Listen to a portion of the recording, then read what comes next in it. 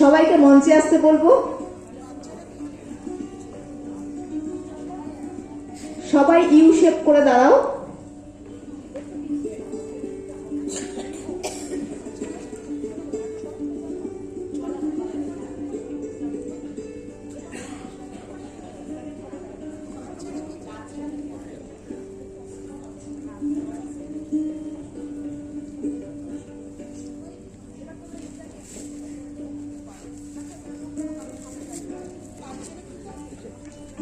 সবাইকে একটু করতালি দিয়ে অভিনন্দন জানাবেন।